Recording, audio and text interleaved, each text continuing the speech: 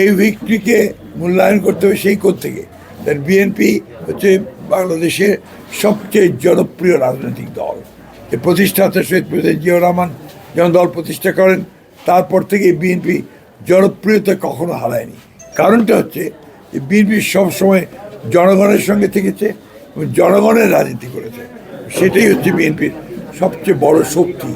একটা কথা মনে রাখতে হবে আমাদেরকে, বিএনপি কোনো ক্যাডার বেস পলিটিক্যাল পার্টি না, BNP is a mass base political party. সুতরাং এটা যা চরিত্র থাকে মাসের পলিটিক্যাল, এই চরিত্র নিয়ে বিএনপি জনগণের কল্যাণের জন্য ইতিপূর্বে কাজ করেছে, সরকারে ছিল।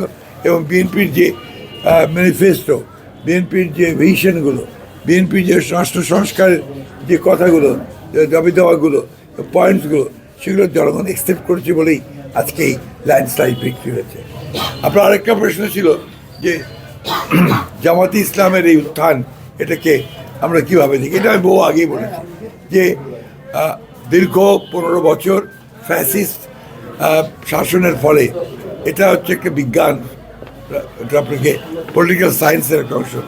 যখনই গণতন্ত্র চাপা থাকে, তাকে যখন বাংলাদেশে আটকে দেওয়া হয়, তার কণ্ঠরুদ্ধ করা হয়, তখন অন্য উগ্রবাদী শক্তিগুলো মাথা তেরা দিয়ে উঠতে থাকে।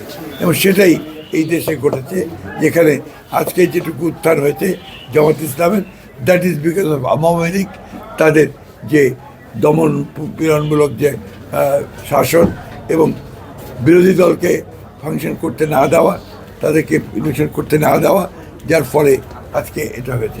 বাট আমি অত্যন্ত কনফিডেন্ট যে বাংলাদেশের জনগণ ইতিমধ্যে তাদেরকে রিজেক্ট করেছে, বিএনপি 2/3 মেজরিটি পেয়েই গেছে।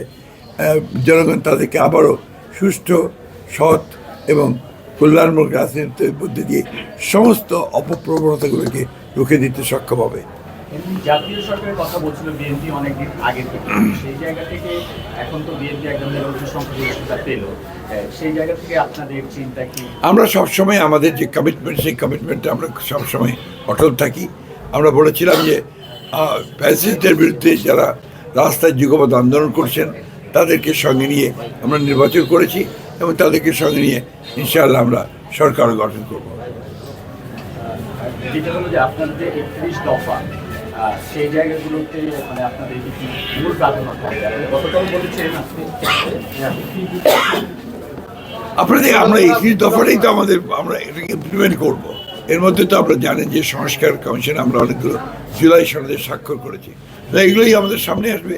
That will be hour priority. এমনি তো সংসদে যে উচ্চ কক্ষে পিয়ারের কথা বলা হয়েছে, প্রধানমন্ত্রীর ক্ষমতার বিষয়টা আছে, রাষ্ট্রপতির ক্ষমতার ভারসাম্যের বিষয়টা আছে, এই যে জিনিসগুলো নিয়ে আপনাদের নোট অফ ডিসেন্টও আছে। তো নোট অফ ডিসেন্টের বিষয়ে আসলে তাহলে আপনার শোনেন, আপনার খুব দয়া করে আমি অনুরোধ করবো যে আপনার প্লিজ গো থ্রু আওয়ার ডেলিভারেশনস। আমাদের ওই সময়কার আপনার আলোচনা যা হয়েছে দলগুলোর সঙ্গে সংস্কারের ব্যাপারে, সেগুলো নিয়ে আপনারা যদি দেখেন ভালো করে, তাহলে খুব পরিষ্কার হবে।